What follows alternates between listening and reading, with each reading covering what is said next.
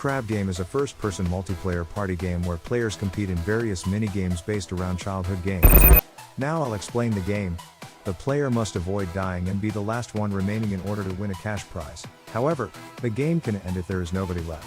Players can attack others with various items, compete in various maps and game modes, and communicate with each other through proximity.